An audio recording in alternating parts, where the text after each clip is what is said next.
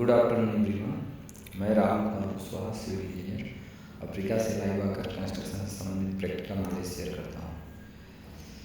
मेरा एक छोटा सा प्रयास है कि उन अनुभवों को आप तक पहुँचाना जो मैं वर्षों से मेहनत करके साइट पे प्राप्त की है, क्योंकि मैं जानता हूँ छोटी सी जानकारी अगर सही समय पर मिल जाए तो किसी का बड़ी मुश्किलों का समाधान बन सकता है तथा किसी के सपनों का उड़ान बन सकता है। ठीक है, तो इसके लिए मैं रोज़ लाइव आया करता हूँ ताकि जितने भी हमारे भाई सिविल इंजीनियर, सुपरवाइज़र, फोरमैन जो भी काम स्टार्ट करना चाहते हैं या कर रहे हैं, उनको अगर काम कोई दिक्कत हो रही हो तो मेरे कमेंट बॉक्स में प्रश्न पूछ सकते हैं। मैं उसका पूरी कोशिश करता हूँ सॉल्व करने का। ठीक है, तो एक मेरे भाई का प्रश्न ये था कि उनको इंटरव्यू के लिए जाना है सिविल फोरमैन के लिए। उनके पास कुछ मेरे द्वारा मैसेज आया है, तो उनका 2-4 दिन बाद सिविल फोरमैन का इंटरव्यू है, तो उसके बारे में जानना चाहते थे कि कैसे इंटरव्यू फेस करें ताकि मेरा क्लियर हो जाए और मुझे जॉब मिल जाए। तो मैं वो भाई को बताना चाहता हूँ, अगर काम कर रहे हैं सिविल में तो ठीक है। अगर फ्रेशर हैं तो फ्रेशर के लिए भी पहले आपको अपने बारे में बताना पड़ेगा। फर्स्ट क्वेश्चन वो बोल देगा, please tell us about yourself. तो उसके लिए आपको कुछ अपने बारे में बताना पड़ेगा, जैसे आपका नाम क्या है, आप कहाँ तक पढ़ाई किए हैं, ठीक है, आपका हॉबी क्या है, आप कितने साल से इस फील्ड में काम कर रहे हैं, ठीक है, आपकी स्ट्रेंथ क्या है, आपका वीकनेस क्या है, इस सब के बारे में आपको इंटरव्यूअर को बताना होगा। ठीक है, जो इंटरव्यू लेने आएगा उसको आपको इस सब के बारे में बताना पड़ेगा। ठीक है, अगर आप कहीं काम करके अगर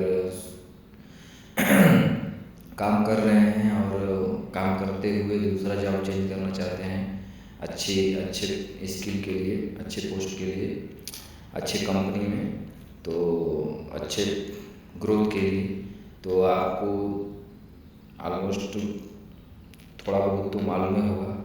ऑलमोस्ट मतलब पूरा नहीं, लेकिन कुछ तो मालूम होगा कि सिविल फोरमैन का काम क्या है।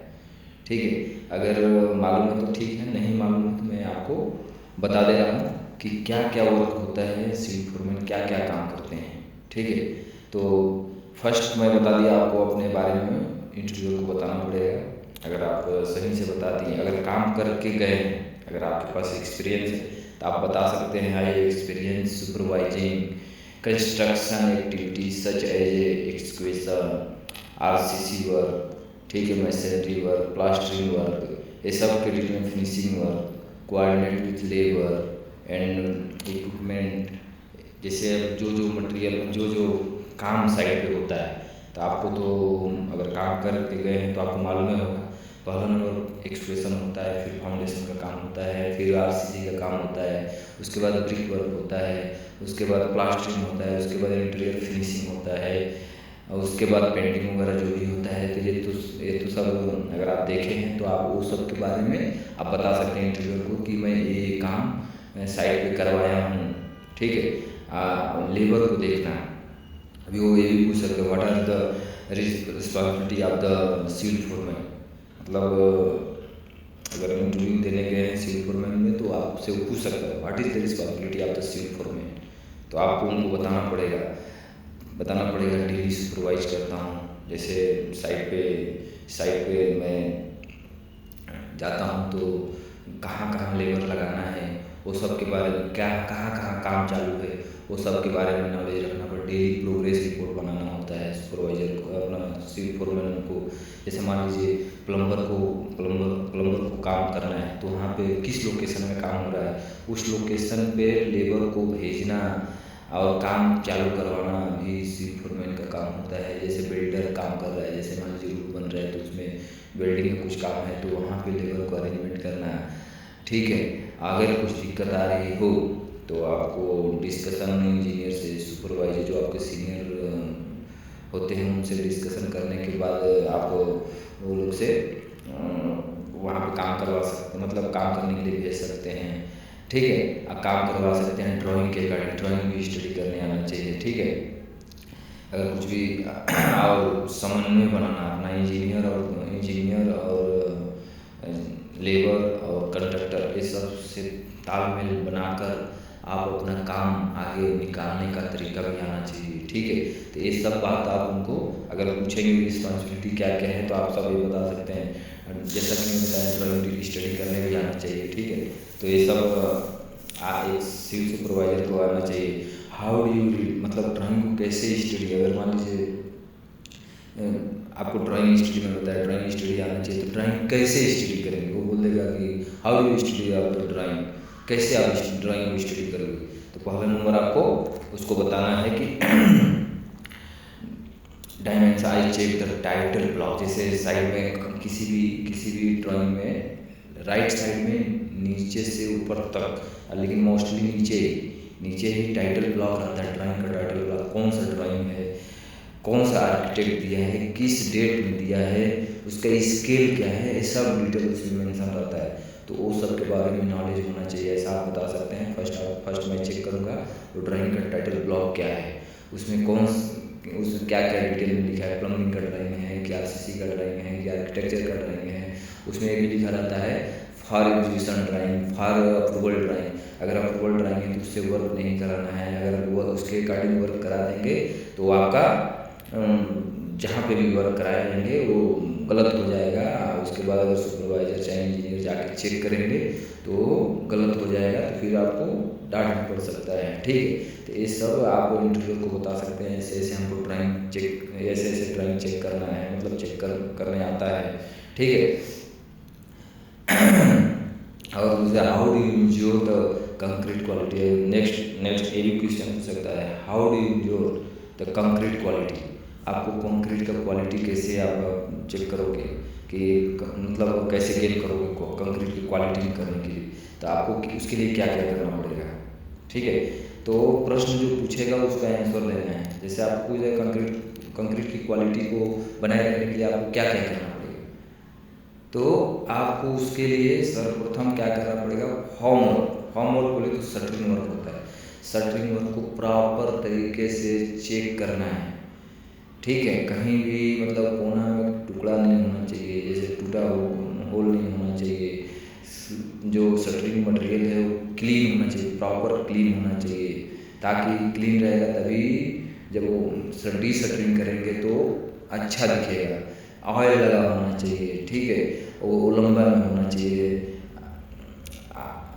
ठीक है, ये सब। और रेनफोर्समेंट भी चेक करना है। रेनफोर्समेंट में रिंग प्रॉपर तरीके से लगा हुआ है कि नहीं है, उसमें जो सलिया डालना है वो एज पर ड्राइंग के अकॉर्डिंग है कि नहीं है। ठीक है, तो अगर ये सब कंक्रीट चेक करने के लिए आपको आरसीसी की ड्राइंग फॉलो करना पड़ेगा। तो इंटरव्यूअर अगर पूछ देगा कि आरसीसी करवाना है, कंक्रीट करवाना है, तो उसके लिए आपको कौन सा ड्राइंग फॉलो करना है, तो आप डायरेक्ट बोल सकते हैं हमको आरसीसी की ड्राइंग फॉलो करना है। अगर वो पूछ देगा इंटरव्यूअर कि हमको ब्रिक वर्क करवाना है, तो उसके लिए आपको कौन सा ड्राइंग फॉलो करना है, तो आप उस समय आप उसको तुरंत रिप्लाई आपको देना है कि हमको आर्किटेक्चर ड्राइंग यूज करना है। तो बोल देगा हमको 5 फ्लोर पे ब्रिक वर्क कराना है, तो आपको कौन सा ड्राइंग आप फॉलो करोगे, तो आप बोल सकते हो उसको हमको 5th फ्लोर का आर्किटेक्चर ड्राइंग फॉलो करना है विथ सेक्शन ड्राइंग अलग आता है, तो सेक्शन भी देखना है। ये नहीं कि सेक्शन नहीं देखेंगे तो मान लीजिए कहीं बीम आ रहा है बीच में यार, लेकिन वहाँ पे दिया नहीं है, जैसे लिंटन कहीं आ रहा है तो आप ब्रिक वर्क करते ऊपर तक और लिंटन बीच में आ रहा है, तो वो दिक्कत हो सकता है। ठीक है,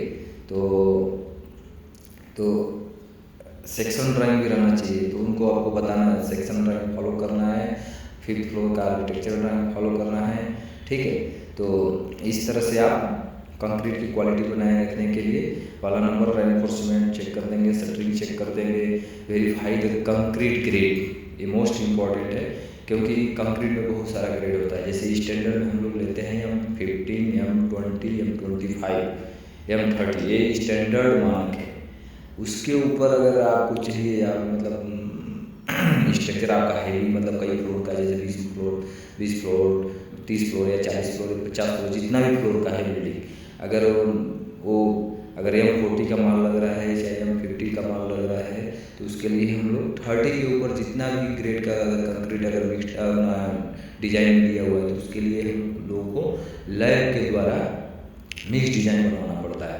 तो कंपनी खुद अपना लैब में लैब हायर करके, या मतलब लैब उन लोग के कांटेक्ट में रहता है, वहाँ से भी डिजाइन बनवा के आपको प्रोवाइड करा देगी।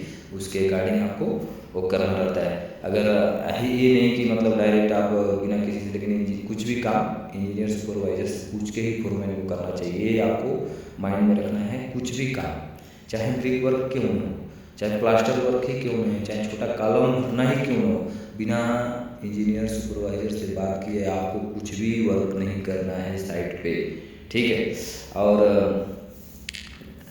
और दूसरा वो बोलेगा, अब इंटरव्यूअर ये भी पूछ सकता है, how can manage you site labour को कैसे मैनेज करोगे। अगर आपका अगर लेबर वो बात नहीं मान रहा हो, तो आपको क्या करना है, तो उसको प्रॉपर आपको एक्सप्लेन करना है।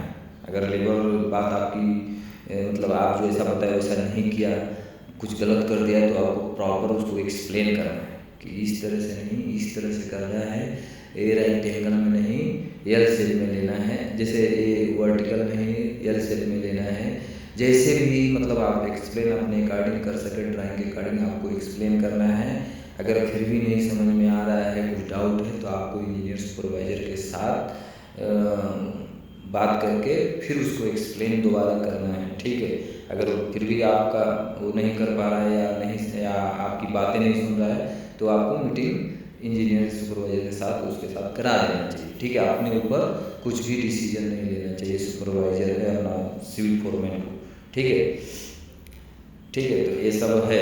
अभी ये भी पूछ देगा कि क्यूरिंग भी मोस्ट इम्पॉर्टेंट है। मैं लास्ट वीडियो में भी बताया हूँ, बहुत सारा वीडियो मेरा यूट्यूब चैनल पे है, आप वहाँ से भी जाके आप सिविल सुपरवाइजर कैसे बने, शटरिंग कारपेंटर कैसे बने, ब्रिक प्लास्टर मेसन कैसे बने, इस सब का मैं वीडियो अपने यूट्यूब चैनल पे डाला हूँ। तो आप वहाँ से भी जाके कुछ नॉलेज अगर गेन करना है तो आप प्राप्त कर सकते हैं, इंटरव्यू के लिए तैयारी कर सकते हैं। मेरा यूट्यूब का चैनल है राहुल कुशवाहा कंस्ट्रक्शन लाइफ, ठीक है। तो वहाँ पे जाके आप मेरा वीडियो देख सकते हैं। अगर वीडियो आपको अच्छा लगेगा तो लाइक ज़रूर करना और अपने दोस्तों के साथ भी शेयर करना, ताकि उनको भी सीख मिल सके और अपने लाइफ में इम्प्रूवमेंट कर सके, ठीक है।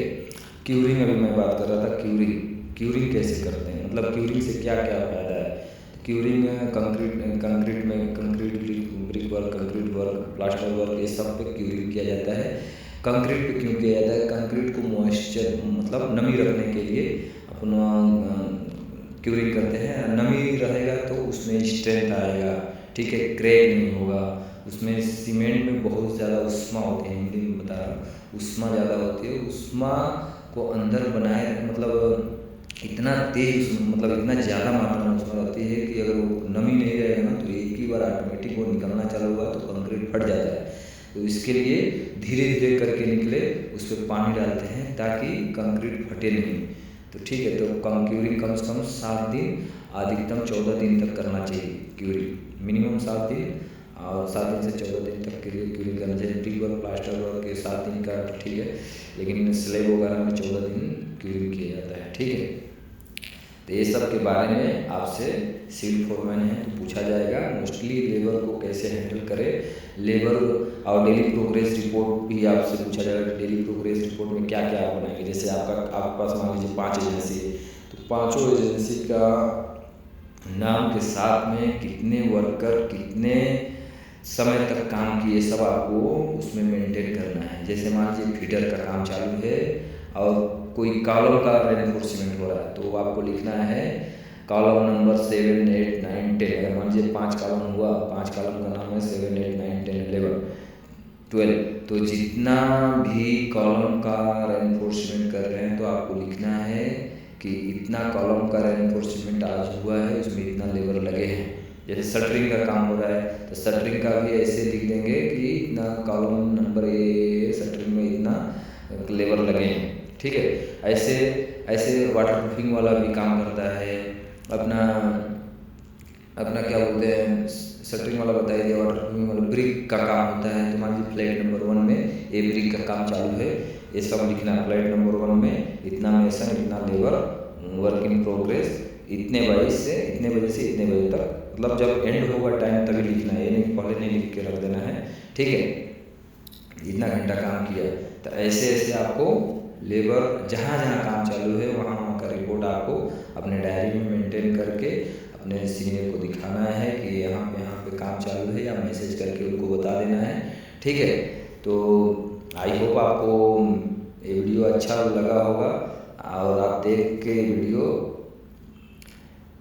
एकदम आपका तैयारी आई थिंक 80% हो ही जाएगा, तो आप निश्चित इंटरव्यू क्रैक कर जाएंगे, ठीक है। तो थैंक यू।